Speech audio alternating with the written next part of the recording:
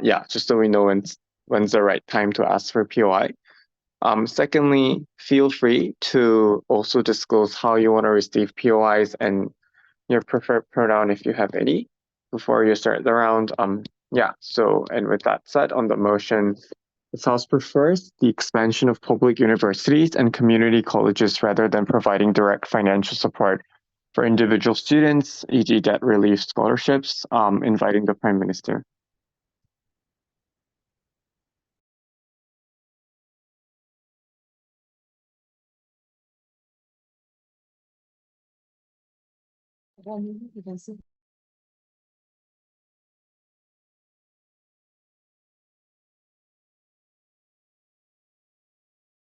Okay, am I audible? Yep. Okay. Okay, give me a few seconds.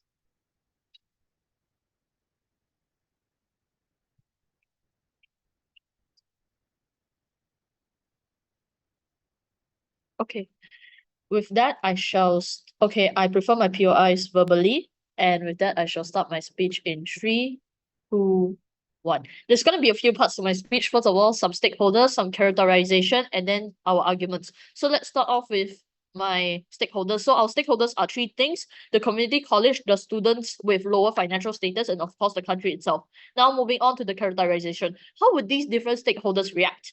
So first of all, the government would have the incentive to improve, to expand the public universities and community colleges of their own nation. And this is because they need more professionals to help out with the country. So they will have an incentive to expand the own nation's local unis also. And furthermore, expanding the public universities with the best reputation, because they have limited funds. So it's high likely they will probably fund their best local university, like for example, the UM in Malaysia. Now moving on to the characteristics. So how do community colleges look like? They're most likely funded by the government, and they're cheaper than the other choices available, be that private universities and things like that. And a public university is also funded by the government and by doing subsidies, and it can lead to more opportunities because national universities are more likely to collaborate with other countries' national universities for diplomatic reasons and things like that. And they're also likely to attract more citizens. This is because the government gives further subsidies, therefore it will be way cheaper than the other private universities, therefore attracting more citizens to go apply for that university because it's way more affordable. Yes? You concede that there's a limited funds to be able to expand. Don't you think that because there's a limited funds, the impact of classrooms that you build is going to be minimal still? Yes, it's going to be limited also, but won't you say that due to these limited funds, there's also going to be limited amount of scholarships that also will be given to the amount of students. Also, therefore, this thing is symmetrical. This negative is symmetrical for both sides, as we both have limited funds to expand the community colleges. You also have limited funds to give out more scholarships to students. Now moving on to more characterization on the private universities. So what are private universities? They most likely have a high profit margin, aka they need high salary to attract professors and things like that. And they also have, and what is direct financial support? Direct financial support looks like scholarships, which are most likely competitive. Like for example, out of 1,000 students who apply, only maybe 5 get it, things like that. And they also have limited resources, which I just mentioned. They have limited funding from the government, since the government already has limited funding from taxpayers and things like that. And what does the expansion look like? The expansion looks like bursting more colleges, which will lead to increased accessibility for more students to enroll into these colleges, more than currently what is happening right now. Secondly, improve facilities, which looks like increased academic programs and services and things like that. Number 3, it looks like bigger campuses, aka able to take in more students, aka allowing more students to come in, allowing more students to enroll into that university in the first place. Now, what do these students in this current status quo look like? They probably, number 1, they probably need more financial aid in the first place because they are most likely poor and they are likely working part-time during their time in uni. Therefore, they are diverting their focus primarily from education, which can probably lead to them having lower focus on education, which will lead to them having lower grades average student. Now and their first target is probably the public university because, as I said, it's more affordable. But due to the fact there's limited spaces, they have no choice but to probably turn to private university. However, these private universities' financial aid, like the scholarship, is very competitive, as I just characterized. So they'll probably take the student loan and be in debt for the rest 10 so years. And in extreme cases, they'll most likely turn to loan sharks and probably struggle very hard under the high interest rate of these loan sharks and things like that. And then lastly, I want to characterize the people who are able to get these scholarships in the first place. They most likely have one thing, which is good grades. They are most likely smart, and they're highly likely to have a relatively better background than these students currently in the status quo who are looking for financial aid. Like, for example, people who are actively helping. And then what do these poor students look like? They're actively people who are helping their parents do their work. Therefore, they can't really get these very high grades in their education. And now moving on to my arguments. First argument is systematic efficiency and cost effectiveness. So basically, both sides, they use the same amount of money from the government to achieve the same goal. Which is who helps more students. We would prefer the expansion of higher educational premises. And the reason why is because of two reasons. Number one, is more sustainable. After these colleges are expanded, are already built, they will be there probably for the rest of time, letting the future students, letting the people who are going to use them in the future keep on using it, because with only little bit minor maintenance costs at most. And they also can however, with direct financial support, like for example scholarships and debt relief, it can be expensive for these governments, and they may require consistent funding in order to ensure that these students can keep on having the education until they graduate from university. However, expanding the infrastructure of these public universities and community colleges could be seen as a one-time periodic investment that would benefit these students for years to come, potentially reducing the long-term costs associated with individual financial aid programs. And number two, this can promote long-term stability in these higher educational colleges, because if you fund local U, it can lead to long-term benefits for the rest of the students for the rest of time. And now moving on to the impacts. Number one, the impact is reducing reliance on predatory loans. And two layers of analysis to this. Number one, expanding public universities and community colleges can help reduce reliance on loans, particularly from the private lenders. And this is important because of two things. Because these private lenders often have high interest rates. Therefore, every time when a student turns to these private lenders, it's going to be more and more expensive as time goes on. And number two is because of the burdensome repayment terms. And this could create an environment where fewer students can need to borrow. However, if we give more funding towards these local universities and community colleges, it can create an environment where fewer students need to borrow money in order to just attend college in the first place. And second layer of analysis is that this creates a more inclusive and sustainable educational system for these students, because this addresses the structural issues that can contribute to the rising cost of higher education in the first place. And therefore, if we fund these local universities and things like that, it can provide long-term solutions that benefit society as a whole, be that the future and the present, rather than focusing on immediate relief, the short-term relief for these individual students currently right now. This can also have two other benefits. Number one, consistency, because these well-funded institutions can most often offer more stable, high quality education for their students, which is just better for them as a whole. And broader accessibility. This is because it allows for more students to get into these universities, which is aka wider reach, which allows more students to come into these colleges despite them being poor. And that's my speech. Thank you.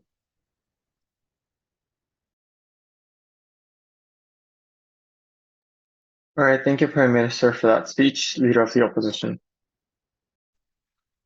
Hi.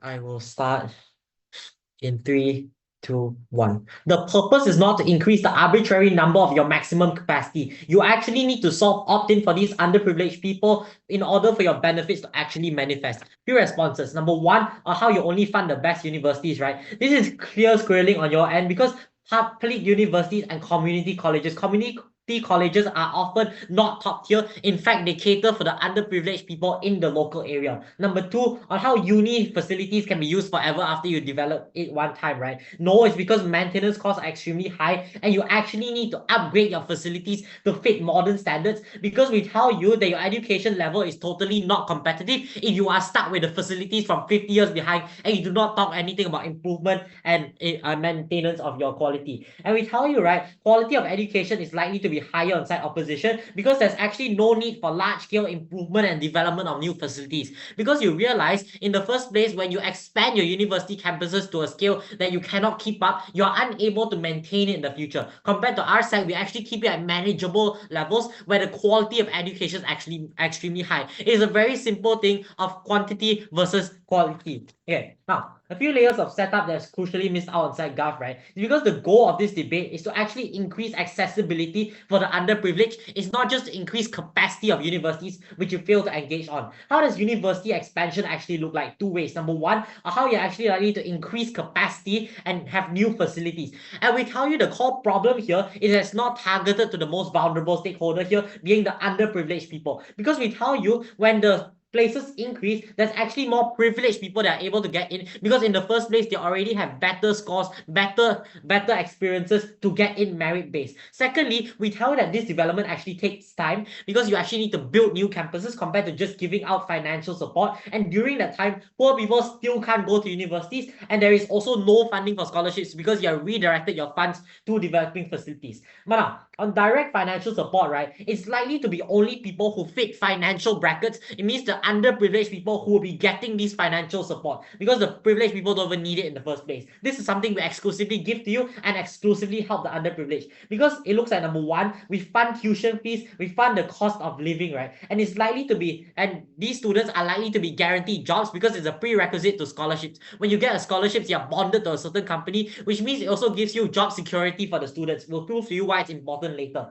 Number two, how it's likely to only be given to high achievers, right? We are willing to take the trade-off of some underprivileged people not getting it, because we tell you that we actually utilize the funds better, and students who actually want to go to universities and actually have potential are able to get these things. Now, even if we take you at your best and assume that every student who gets the offer can actually attend, we tell you that when the window is there, the students are actually pressured to go into unis, because now everybody in society will be saying, you can now get a place in university, why do you not want to go? We tell the impacts here are two things. Number one is that they're likely to secure loans that they can't afford to pay because society is pressuring them to go into universities. And number two, we tell that they face severe stress here, and education will now be at the expense of their family's livelihoods, because now the entire family is funding that one child to go to university just because society says that there is now a place you should go because you have better prospects further on in your life. Before I move on to my argument on getting in, doesn't mean that they're going any POIs.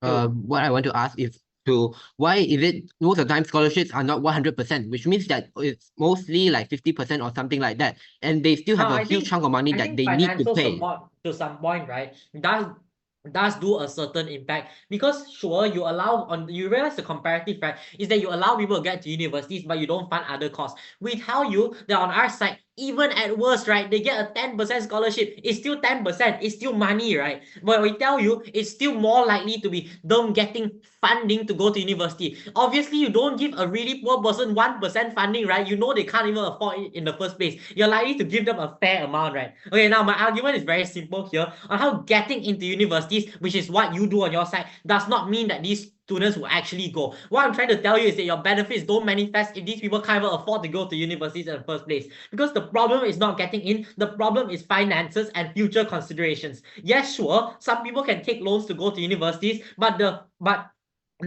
money may not see, but many may not see it as worth it, right? Because it costs lots of money. You are forever tied down to those loans and you're not guaranteed jobs in the long term. It means that underprivileged people tend to gravitate towards getting jobs immediately already in status quo. It's a few reasons here, right? It's because the underprivileged uniquely live paycheck to paycheck. It means that they have minimal savings. So when you take away 4 years of their life to go to university, they are unable to feed their family. It's because underprivileged people believe that more people in the family working equals more financial security, right? It's because they don't have the large amount of savings that the privileged people already have in the first place. And it means that now money after they finish their secondary school is actually more proximate to them, because that is what actually feeds their families. So in status quo, there's already no gravitation of underprivileged people towards going to universities. So insofar as you are unable to solve this, right, you are unable to take this debate, because opposition uniquely solve this. When we remove familial financial burdens, they actually have an incentive to go to university, because now they're going to university, they actually do not burden their family left behind, who's actually living paycheck to paycheck. It means that underprivileged people actually see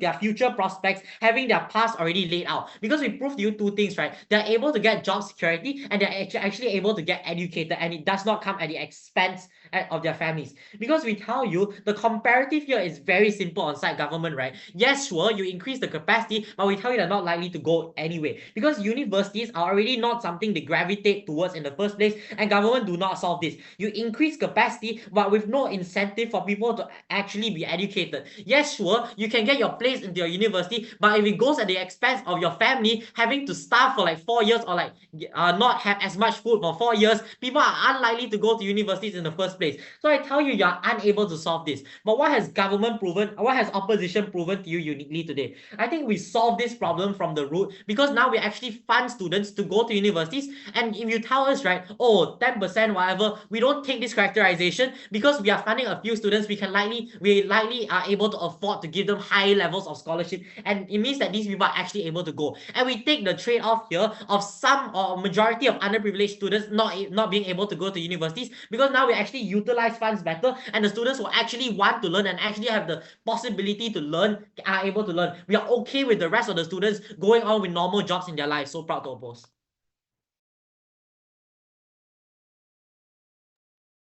All right, thank you, Leader of the Opposition, Deputy Prime Minister. Am I audible? Yeah, you are. All right, give me a few seconds to prepare.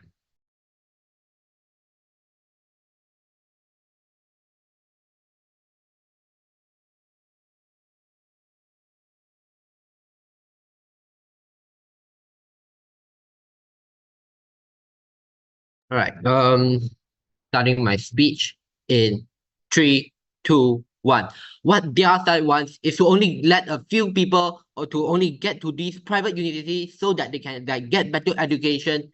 And so, first of all, I'm going to be going into some rebuttals. First things first, they have really misunderstood the motion. So what are the characteristics of these public universities? Most of the time, public universities are really, really affordable. They are subsidized by these governments. They are paid by these the teachers, all they are paid by the governments, and the students going to attend there just need to like maybe pay like a few $1,000s in order to get into the universities.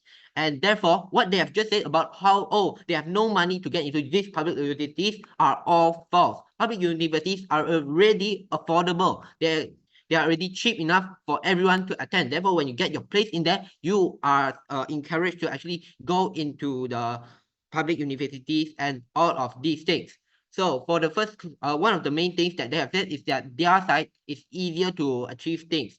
So first of all, why is it not true? So one of the main things that they use scholarships for is for people to actually go to other schools. They are not going to private schools. They are not going to public schools, because public schools are already affordable. They don't need these scholarships, but they're actually using these scholarships to go to private schools. So why are private schools so expensive? First things first, they are actually made to profit. They are made so that they have a high profit margin. That's why they are so expensive. And this means that a huge chunk of money is wasted giving this money to those businessmen and all of those things. That is why when you like take the money and then you give it to the you give it the scholarship, and the scholarship, a part of that money will be instead transferred to these businessmen who actually use that money to for their own personal gain. So first things first, when you one of the things is that they said that our maintenance cost is high. So why is that not true? So first things first, when you the main cost in our world is the building of those things. When you are already built up all those infrastructure, the maintenance cost, maybe you just need to fix some things, and in the end it will be going to be more cheaper, because you don't need to buy tons of new things. You just need to maintain it, and that's why it's not really not really good.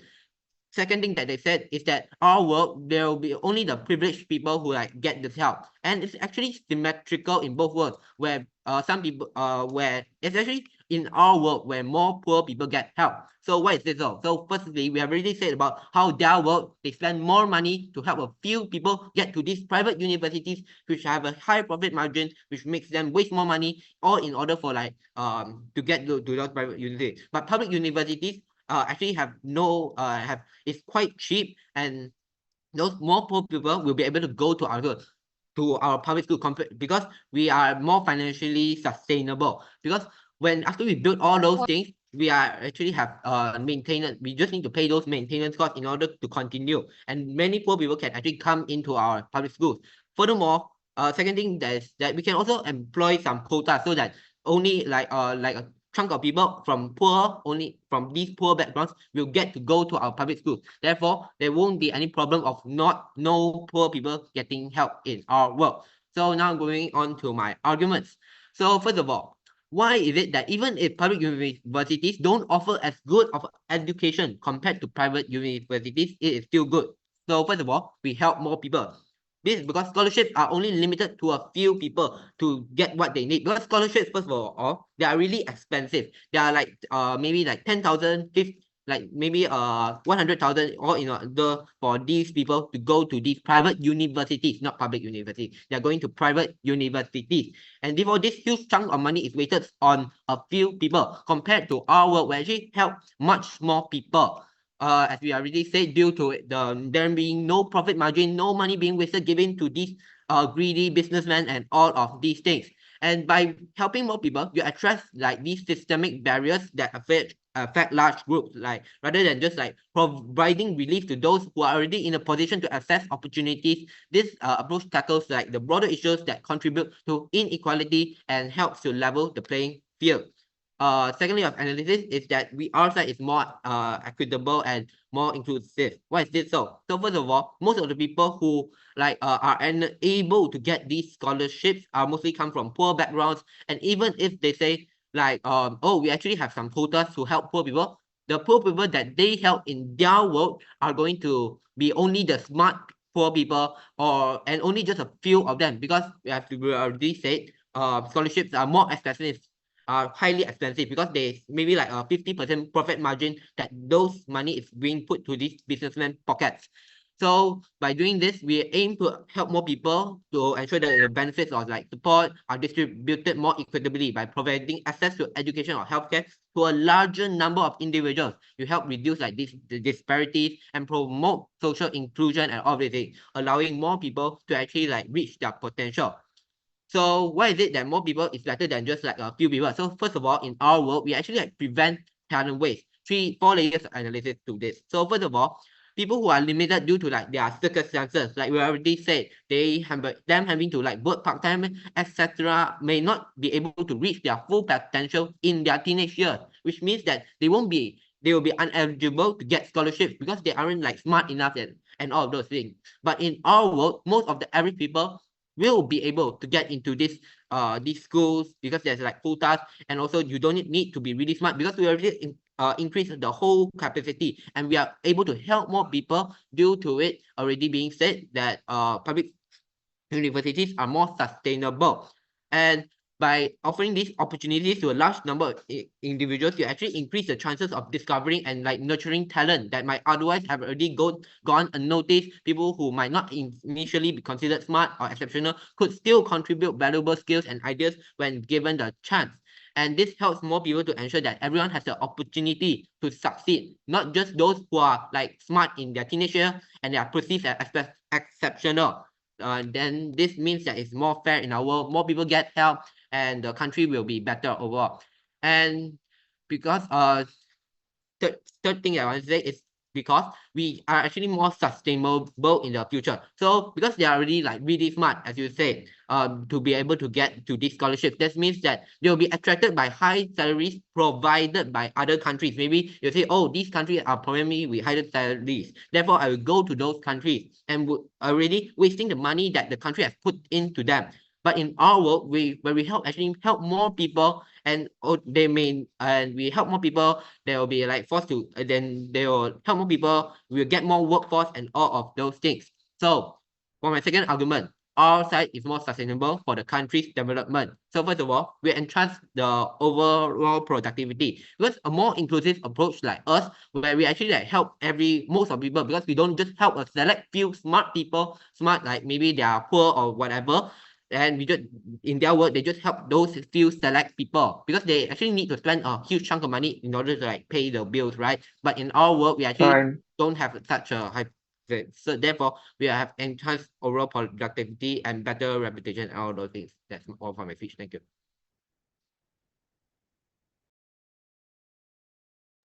All right, thank you, Deputy Prime Minister, for that speech. Reminder to everyone to please time your speech, and after 7:15, I will not be writing down anything. Deputy Leader of the Opposition. Hello, can I be heard? Yep. Great. Purple POIs, please don't put them in the chat. I won't read the chat. So, starting in 3, 2, 1. The world government defense is this lofty long-term ideal that they will make a perfect university accommodating all the underprivileged students. There's no need to adapt it afterwards. There's no need to help students follow through the full syllabus in the first place to obtain the benefits of education that they so claim to you. I'm so proud to oppose. 3 components in my speech. Some things to clear the debate up a bit and like give some key clarifications. Secondly, some responses towards the government push. And lastly, one extension on the impacts that are actually derived from the funding that the government gives, which we agree is symmetrical on both sides of the house. I'm going to show you how uniquely opposition uses it better. So let's clear up the debate a bit first, right? And give some like 2 key clarifications. Firstly, on what makes public universities unaffordable. Government, you realize that when you get in, you still need to pay things like lab fees and do things like pay for food, transport, and just all of your other living facilities that are separate from the public universities, right? Those are the things that we are telling you that people likely can't afford under your side of the house. We think that they are substantial enough to affect the students' ability to get by and to stay in the school to begin with if they can't even afford to survive. To clarify, that is the issue that opposition is positing to you. It is something that nothing on your side is done to solve because you don't mechanize scholarships properly. It looks like subsidiaries and bursaries to ensure that you can get by day to make sure that your living processes, etc., are going to be taken care of even when you're like studying in school, making sure that you don't have to do things like take on an extra job just to get by in your day-to-day life. It just means giving you a daily like salary or like a daily piece of pocket money to make sure that you can get through the week. But then secondly, on the gravitation towards private schools, we think firstly that the gravitation towards private schools exists because of the idealization of these schools. People idealize schools such as Yale or Harvard, etc., because they're seen as super prestigious universities. We think that is more likely to be the reason why these students are want to gravitate towards these universities, because they are seen as the key to a better quality of life, because they provide a quote-unquote higher quality of education. We think that's specifically the reason why people gravitate towards private schools, and not just because they can't access public universities, but there's not enough space. But let's talk about why not enough space isn't going to help you anyway. Before that, a brief meta observation. Because notice how similar the government and opposition cases are at this point in the debate. We contend on what makes students do things like being inclined to buy into predatory loans, or just like not being able to afford this, like not being able to access these schools in general. One of us is wrong, and it's not opposition. The point here is that firstly, when you talk about how like we're gonna reduce reliance on predatory loans, notice how ridiculous this is. This just doesn't work. Government's push here is literally just the people who go to loan sharks for like because they're not able to afford a private university. But even if we buy this, we've already flipped this in first when we tell you how they are more inclined to buy into this under government when there's an increased pressure to go to a college that you can't afford, regardless at the point in which you still need to have transportation or feed yourself even when you get accepted into the university. 3 key responses then, because like they tell you about how local universities are a one-time investment, and I'll contend with this in my extension, but I'm going to touch on it briefly here. I'm going to tell you that local universities probably still need to have like certain consistent levels of investment insofar as syllabuses are still constantly changing and adapting, insofar as you're still inclined to face things like major infrastructural damage that still force you to make large amounts of money to like be able to make do this in the first place. But then secondly, when your funding isn't going anywhere and you're not really using it for any constructive reason, the government is likely to reduce the funding towards your places in the first place, meaning that if you use that money, a lot of money for 1 year, and then you don't use it for 10 years, the government is likely going to see that, hey, you don't need this money anymore, so what are you using for? Let's cut the funding to your place. That means ultimately that this is going to be a long-term, like higher level of harmony outside the house. But then government also tells us, oh, some people only get 50% funding for scholarships under our side of the house. We think firstly that is still better than nothing, because genuinely, if I am a struggling student who is working 3 part-time jobs and supporting my family, university. If even half my debts are paid off, honestly, it's just really good already. I'm already being helped to an extent that I'm more inclined to stay in the university and continue to study, insofar I can still afford to feed my family. But also secondly, if there is 50% funding, then more people are going to get 50% funding, because if you only have a certain fixed amount of like subsidies that you are able to give to people, then more people are going to get the subsidies if there's less subsidy given to one individual person. So the harm that government pushes onto us about only certain people being able to access these kinds of scholarships isn't even that large of a harm, because a substantial amount of people are still able to access them under our side of the house regardless. But then thirdly, they tell you about how businessmen will exploit the scholarships, and I just genuinely don't understand this push. I don't think it's in the debate at all. So after that, one extension mainly on how the impacts derived from the funding are going to impact the world under government and opposition respectively. Before that, I will take a point. Assuming there's none. So what happens under government's role here, right? And this is the first extent. Here's the first layer here. If I can like prove this to you, I show you how it's just infinitely worse and less sustainable under their side of the house. So we tell you both sides have symmetrical amounts of fundings that come from the government. So two things are this. Firstly, governments need to fund a lot of public universities at the same time, which is the most likely alternative that's coming out. That means that when they have limited funds to begin with, that you can only have one of two benefits. That one university is very good, very developed, and has very good facilities, and everyone can access it, which means that your impact is minimal at best because it only really applies to one good university. But then secondly, they tell you, but then like B, right? How many universities can access these kinds of benefits, and expenses are spread out over a large amount of universities, which means that the facilities that are like obtained from that are not even going to be that good or that high quality to begin with. And even if they are, they're probably not going to be able to be maintained when you have a large amount of students coming in, and they're all going to they're all going to do things like cause destruction or like just damage the facilities through a natural process of time. When your facilities are much larger, you're just going to be less able to afford it in the long term. So what are the impacts of this, right? It's also just important because syllabus and stuff do require constant changing. So even if there's no infrastructural damage, you still need to spend the money again in 5 or 10 years to change the Cambridge textbooks or to like change the like digitized classrooms to make sure that they're more affordable to they're more adaptable with the new piece of technology. This is easier on opposition as long as we only have a small amount of likely deserving students who are able to access this material. And this directly responds to the government's really false claim that you just need to pay a few maintenance fees, etc., because your syllabus is still going to adapt and improve, and you need to adapt and improve regardless along with it, meaning that your investment is not just a one-time small thing, it's still something that you need to do again in 5 or 10 years. So let's compare the government and opposition paradigms here. We both want the same thing. Government says they help more people. We tell you that doesn't matter if you can't help all of them meaningfully, if some people are still going to have to drop out because they can't afford food or transport. The impacts that we've given you thus far are direct, consistent, and short-term by helping the students who do need it and that are deserving, rather than helping every single student who may not necessarily use it in meaningful ways, or B, you're not even really helping them in the first place. You're only letting them accept into the university. You don't have a guarantee that they're able to survive in university in the first place. It's not likely that this will suddenly become unsustainable as well, right? As long as the money is given to those who do display clear merit or have legitimate financial needs, or even if it's not and only 50% scholarships are given, then it's given to a wider audience of people. More people are still benefiting under opposition regardless. If nothing else, we think the idea that we focus on a small group that we can improve organically, and the students can even pass through the syllabus, obtain the full benefits of education in the first place, that is enough for opposition to win. Here.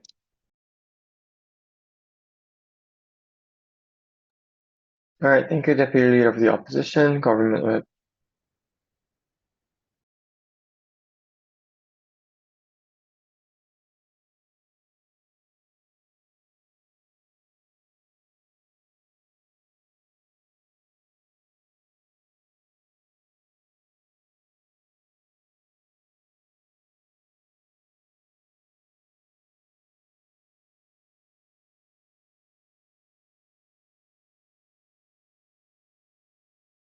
Good luck. Am I audible? Okay, I am, I guess. Yeah, you're audible.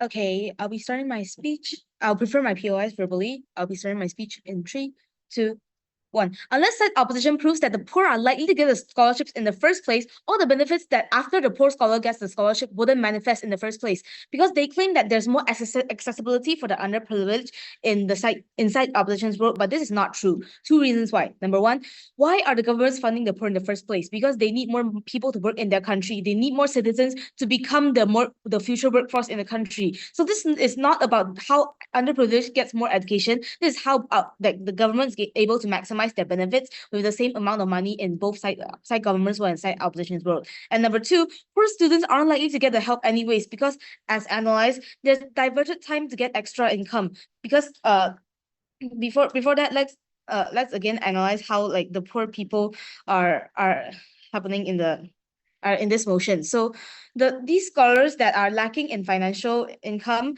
need financial aid in the first place because they are poor and they're likely to work part-time in university even if they get the scholarship. So this diverts the focus from the education, and the often target is that the public their often target is to get into the public university because we have already told you that it's the most affordable choice for them in the country. But since number one, there's limited space, so there's no choice, and if they don't get into the public university, which is the stakeholders in this motion, then they'll turn to private universities. But for scholarships, and to get the scholarships for private university is very competitive. So people who are able to get scholarships are the ones with good grades. They are smart and they are highly likely to have a relatively good background for them to expand their hobbies. For example, they go to competitions like what we are doing now, and these are stuff that the poor scholars cannot do because they're actively helping to gain more income for the family. For example, actively helping their parents do work, so they can't achieve good grades and have the equal amount of co-curriculum achievement at the same time. So it's really unlikely that they get the scholarship in the first place. So this means that all the scholarships that's invested from the government does not go to the underprivileged, but instead goes to the person that already have the ability to go to the university but just wants some more help. So we already told you that in our world, number one is better for the country's investment, and number two is more likely for the students who are poor and need to the poor students will finally get to develop. So we are willing to take the trade-off that less poor students get 50% financial aid for more chances that more potential intellectuals get into the university for potential development, because there's a higher likelihood of potential being developed in our world, and we can make that up with all the professional loss because of the lack of scholarships. So even if not much scholars are helped currently, because of the time-consuming expansion efforts that side opposition push the burden on, it's still better for the country in the long run because it's more sustainable for the country's development. So even if it takes a long time in order to enhance the facilities of the university, it will be better for us in the long run because it can enhance overall productivity. A more inclusive approach can lead to a greater overall productivity and economical growth in the country. So when more people are able to contribute their skills and knowledge to the country, it can drive progress and prosperity over the various sectors. So number one is better reputation for the public university because in the long run, there's better facilities that attract students, and this can be consistently working because like once it's built, then it's there. So there's no additional funds that need to be put in order to be maintained for a long period of time. So this looks like well-maintained classrooms, working water faucets, and upgrade the experience for students there. So this can in turn attract actually intellectuals from other countries, and when international students come into the university, is a higher QS ranking, which means more resources for students. And also number two, it increases productivity for students because a good environment promotes productivity. So in the long run, the students in the universities, in the national university, will have higher productivity, which leads to them studying more effectively. And this will lead to them having better grades when studying and have a good reputation of students being smart. And also,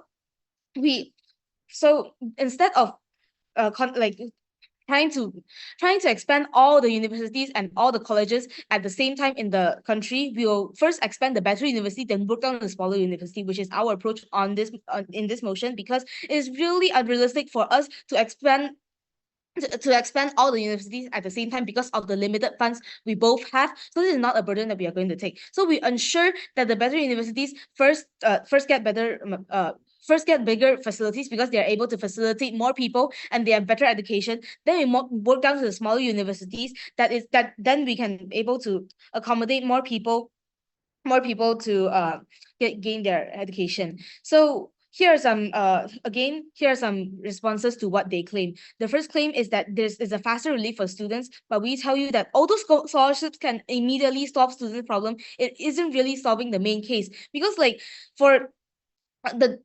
as we have proven to you, the development and expansion of the public university is more sustainable. And if it's like scholarship, then every single year the the government has to constantly pull out funds for these scholarships, and it isn't really sustainable compared to outside. And I told you that we already told you that they told us that the second claim is only poor people get help in the world. But for us, scholarships are given to scholarships are given to people who at the same time have good grades and also get better curriculum skills, and also can prove that they have diverse achievement in order for them to get the scholarship. Is really competitive. So we tell you that actually we help more people, because poor people are unlikely to get a scholarship, and by only increasing the chances of them getting into the university in the first place, then they get the help that they need. And the funding, they said the funding goes to nowhere in our side, but after the basic facilities have been expanded, then the rest of the funding will be used for maintenance, as what we have said is necessary. But think about this: if you've just currently expanded the university, at least in 10 years there wouldn't be any big problems that's happening inside there. So maintenance is a long-term thing, and by the time that we need the maintenance, it's likely that we already have the funds, because like the main thing, the expansion of the university has already been finished, and we already have the funds to do everything else that's sufficient for the university to continue generating all the benefits that we have. So we have told you that we give a better possibility for all the for the poor students that we want to help right now, and to get to university, and also is better for the future of the country. That's the end of the speech. Thank you.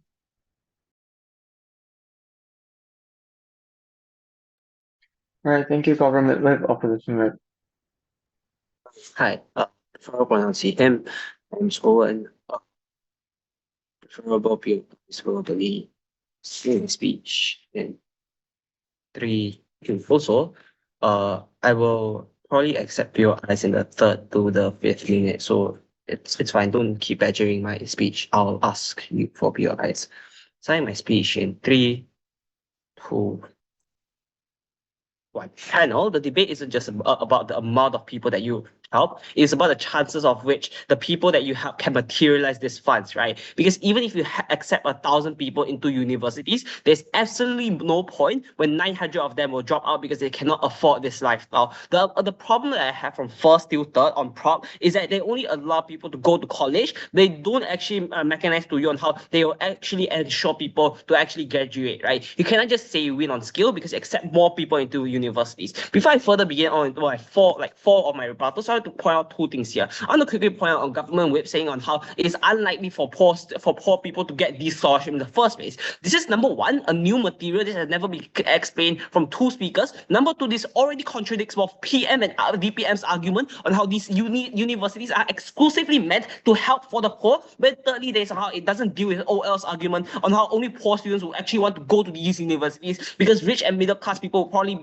afford better universities. They probably prefer better universities with better facilities at the end of the day, right? Because they already painted to you that these facilities of these universities are so bad. I don't see a reason why these rich kids will actually go and fight for these quotas, right? They don't explain to you. The second part here is on how their inputs on good facility only stand if you have the funds to always maintain more classrooms, or you have more money to build more good classrooms. Insofar as they already concede that funds are limited, I think this impact is fundamentally going to be a wash, right? First layer of rebuttals here. They say we also have limited funds to give out scholarships. They say that on how this is a long-term impact under the other side of the house. You just need to build one classroom. The impact stays there forever. The problem that I have is that they already concede that the funds under both sides is symmetrical. They also consider how there's a limited funds. Building classrooms doesn't just only take time. It also takes a lot of resource. It means that the impact that you inherently create is something that's going to be minimal. You cannot create 10 or 100 classrooms. You can create at most 5 because you already have a limited fund, right? But even at the best case, when you say sure, you can build more classrooms, the amount of resource that you use into building these new classrooms is significantly going to be more. You don't just build classrooms from bricks. You also have to hire teachers to cater for these new classrooms. You also have to buy more tables or more digital materials, things, computers, or even maintaining these classrooms now whenever the system gets updated, right? You don't need to do this under our side of the house, right? Because you only have to give up money. You don't have to spend you don't have to spend all of those things hiring new contractors or hiring people to build these classrooms. All of these this money, it directly impact the students directly, right? Second, rebuttal here is on how they say that these students are turned into private loans. That is the reason why scholarships and financial aids exist in the first place. It's meant to provide students with financial relief so they won't find loan sharks, etc., because they're already struggling with life, right? But even then, they don't really prove to you why people won't turn into loan sharks, right? Because they inherently expand the size, you inherently have less funds to give out financial support. This also means that these poor students are now forced into using their own funds to now fund into buying college materials. Now, note that how this is important because Gov also considers that these people are poor. Two things that will fundamentally happen. Number one, this just translates into their impact on how the students now turn into private loans in order to complete this education. Number two, they just drop out because they simply cannot afford. This is going to be detrimental because all their benefit from all the funds they fundamentally use is going to be a wash till this very end debate, right? Thirdly, that's how they say that public universities are going to be affordable. Yeah, public universities, you don't have to pay tuition fees.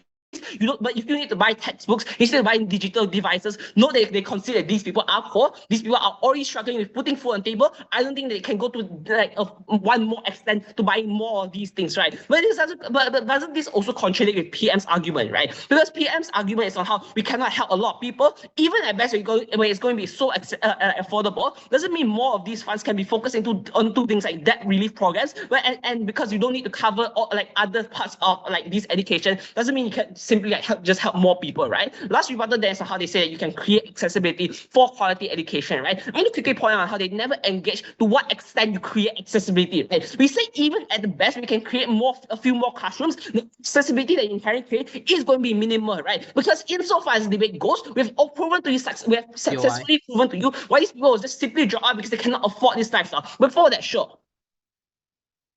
You just said that due to you giving out only 50% scholarship, then you have more people. But you also say that you give out 100% scholarship so that they don't need to worry about these student loans. So which one is it?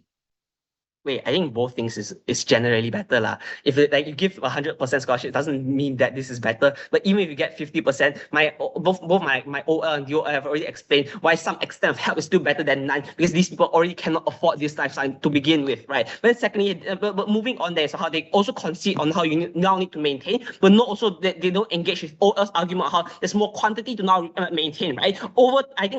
Inherently over time, it consumes more funds, right? Then thirdly, there's how these scholarships are usually prioritized for the best students. These are the students that are likely to graduate in the first place because they're already passing grades in the first place. This is good because this is where the funds you use can actually materialize. Like, sure, we consider these funds will only prioritize the best of the best students, but this is where you can actually materialize these funds, right? Under their side, increasing capacity means more struggling students can also get in. This isn't to just say that struggling students don't deserve to be in. Rather, these people are likely to drop out anyway because they cannot pass their grades. Rather, they're likely to make all of your impact they've inherently created a wash, right? Then fourthly, lastly, there's how it's really hard for you to maintain, right? You have more space to cover to improve the facilities under their side of the house. Sure, even on our side, you have less space means less people, but because you don't need to spend a lot of money to continuously maintain these classrooms, the people that are able to get into these classrooms can fully materialize on it, right? Then two questions under this. Number one is on whether or not you help the students, right? I think opposition wants this from the get-go of the debate under two criteria, right? Number one is how we ensure the smartest people are able to graduate. We prove to you why this is why this is where you can actually materialize the funds that you fundamentally spend, right? Because even at worst, where less people get into unis, I think the help only means where these people can actually get a degree and actually successfully graduate, right? From that degree, you are able to get a job, and from that job, you are able to escape poverty, right? We ensure that these people can actually graduate. I think we've already won on likelihood, right? Then secondly, then so how we also prove to you why it's fair to not include academically poor students from this conversation because they already failed their grades anyway, and they'll only waste money, right? Then thirdly, then so how we also win on scale of people actually graduating. We prove to you why these people are likely to graduate. A large scale people under our side of the house can actually graduate, right? Second question on how whether or not you improve the facilities, right? I think opposition wins this clash under two criteria. Number one is on the likelihood of creating better facilities because a small amount of classrooms means that it is easier for you to maintain. We also ensure that the smartest students get this. We also flip this on how this comparatively works under their side because you have more classrooms to maintain, right? Secondly is how even at best, sure, not a lot of people can get this benefit. At least the people that can get this benefits is able to use it and fully materialize it. This is an automatic win for here. All right, thank you. I'll reply.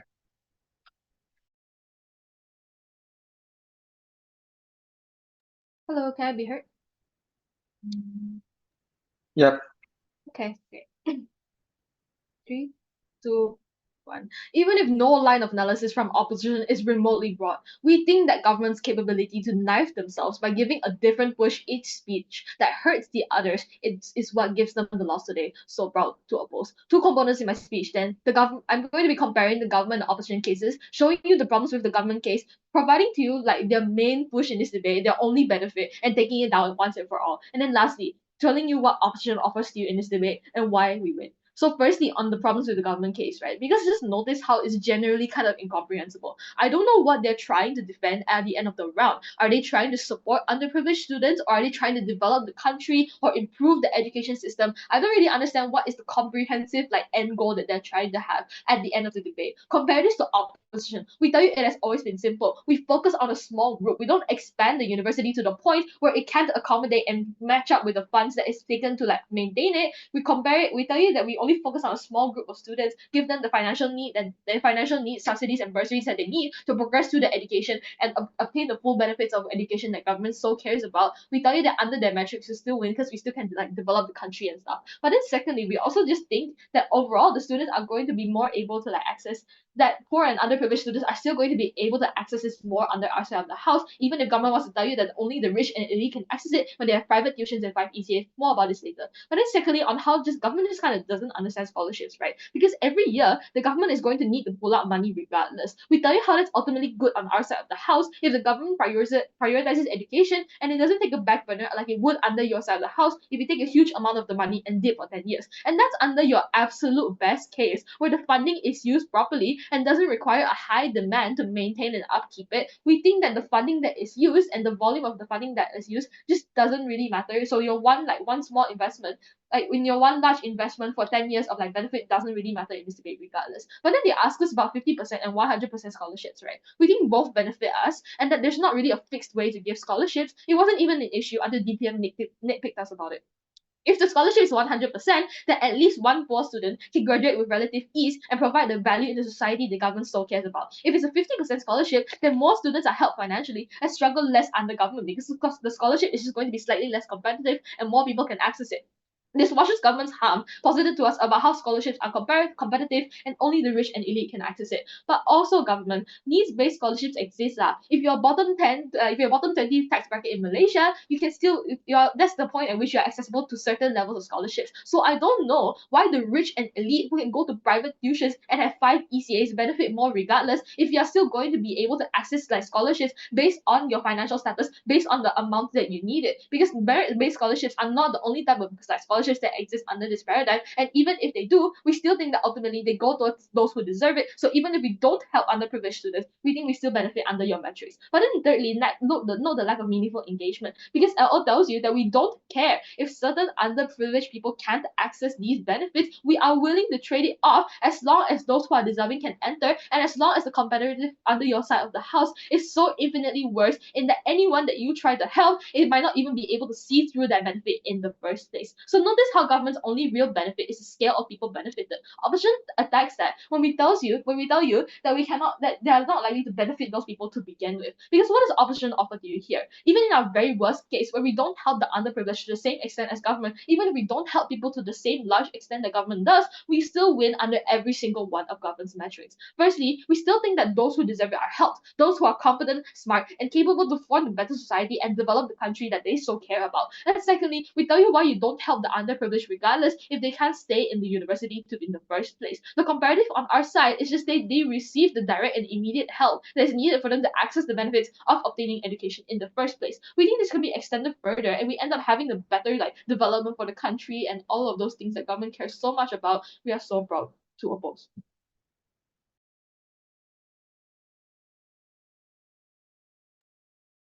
All right, thank you. Op reply, gov reply. Am I audible? Yep. All right. Give me a few seconds.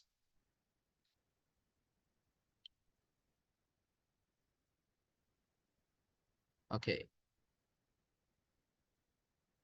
Starting my speech in 3, 2, 1. So what am I going to be doing in this revised speech? So first of all, I'm going to be doing some technical call outs, and I'm going to be doing mainly 3 clashes on why our side will win. So first things first, they have kept on saying that they'll have 50% so that they'll help many people. They'll say they'll have 100% so that they are free, and then they can get to help or also help people. So they cannot have their cake and eat it too. And they didn't really mechanize how they would give it to different people. So in this case, if the 50% scholarship is given to the poor people, this means that those people are unable to actually go to university. Like they say, even when even if you they give 50%, then there'll still be a huge student loan that is needed for them to pay off. Needed like transportation, all those things are still needed, and that means that they cannot go to the school, the school. But in our world, where actually they have really misunderstood the characterization of public universities. First of all, public universities are quite affordable. They are definitely affordable by everyone. They are just maybe 5,000 or 10,000, and you can go to all this, and you can go to school. And they can actually just take a small loan, and they are able to relatively pay it out compared to their work, where they have maybe 50K loans, where even after scholarship, that it isn't really able to pay it all off. And for they said that, oh, we need to buy textbook, they need transportation, and in the end they are unable to go to school because they need to drop out and all of those things. First of all, they can actually go part-time jobs, right? They can get part-time jobs, and they can easily pay that off, or maybe they can take some small loans so that they can pay all of it off. Third thing that they said is that, oh, in our world, people who fail and are unable to learn anything in university will be able to get into university and end up dropping out. So first thing first, those who are really, really bad, maybe they get straight Fs in all the SB1, wouldn't be able to get into these universities. First of all, we already there will be a minimum line to that. So now into our class. So which side is more cheaper? So we already said that in their world, there'll be, why is it that private schools are already so expensive? As we already said throughout our whole speeches, this is because there's a high profit margin, 50% of money going into these private schools actually going into the pockets of greedy businessmen who want this money, so they create this school, and it's a huge amount of money being wasted compared to our world, where 100% of the money is being put into the school. There is no money being wasted and all of these things, compared to their world, where most of the money is being put into the pockets of these private businesses and all of those things. So second thing is that they said that once we build the building, the maintenance cost will be really expensive and all of these things. So first things first, we are not trying to become the really top school, the best school there ever is. We are just trying to be a place where those poor people can at least get their education, at least get that degree, so they can start to climb up that social ladder, so that they can at least get a normal office job, they can at least get a job. We are not trying to become the top school. We don't need to keep on innovating and all of these things. So that is why our side we win the clash of being cheaper, because we don't waste tons of money to being put into these private institutions. Second clash is which side help most people. We already said due to being affordable, being made accessible, and their side maybe only giving 50% scholarships. This means that we help more people, because we already said we are more accessible. Private universities are really quite cheap, public universities. And even if the public don't offer as good education, it's still good because we help more people. There will be less talent waste. We'll be elevating the poor people up. And why is it that our side will still be more effective? This is because we already provide a really quite a cheap education compared to their world, where they still maybe after getting 50% scholarship, they still need to pay it out. So that's why I'm proud to propose. Thank you. All right, thank you, government reply. That concludes this debate. Yeah, thanks for the round. Virtually cross for shake hands. I'll come back soon once I have my results. Thanks. Thank you for the debate. Thanks for the round.